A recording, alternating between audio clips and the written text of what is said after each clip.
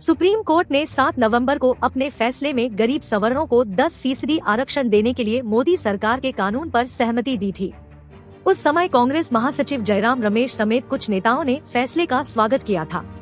रमेश ने कहा था कि ईडब्ल्यूएस के लिए 10% कोटा बरकरार रखने के लिए सुप्रीम कोर्ट के फैसले का पार्टी स्वागत करती है। इस यात्रा में कांग्रेस ने अहम भूमिका निभाई। ये आरक्षण मनमोहन सिंह के नेतृत्व वाली सरकार के जरिए आरंभ की गई प्रक्रिया का परिणाम है। अब एक कांग्रेस नेता ने ही सुप्रीम कोर्ट के इस फैसले के खिलाफ पुनर्विचार याचिका दाखिल की है। कांग्रेस नेता जया ठाकुर ने शीर्ष अदालत में याचिका लगाकर 7 नवंबर के फैसले पर पुनर्विचार करने का अनुरोध किया है। मोदी सरकार ने 2019 में लोकसभा चुनावों से पहले आर्थिक रूप से पिछड़े सामान्य वर्ग के लोगों को नौकरी और शिक्षण संस्थानों में आरक्षण का अध्यादेश लागू किया था। इसे चुनौती देते हुए सुप्रीम कोर्ट में कई याचिकाएं लगी थी, जिसमें कहा गया था कि इससे आरक्षण सुप्रीम कोर्ट द्वारा निर्धारित 50% की सीमा से अधिक हो जाएगा।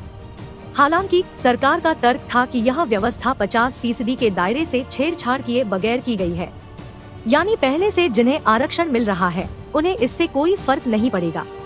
7 नवंबर को सुप्रीम कोर्ट की संविधान पीठ ने फैसला सुनाते हुए कहा था कि ईडब्ल्यूएस आरक्षण संविधान के मूल ढांचे का उल्लंघन नहीं करता है।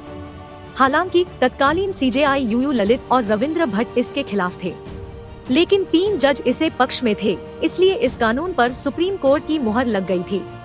इसका फायदा ऐसे लोगों को मिलेगा जिनकी कमाई सालाना 8 लाख से कम है।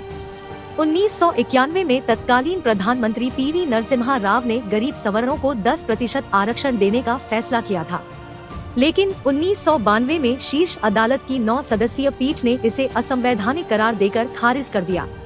कोर्ट ने कहा था कि संविधान में आरक्षण का प्रावधान सामाजिक गैरबराबरी दूर करने के मकसद से रखा गया। ऐसे में आरक्षण का इस्तेमाल गरीबी उन्मूलन कार्यक्रम के तौर पर नहीं किया जा सकता।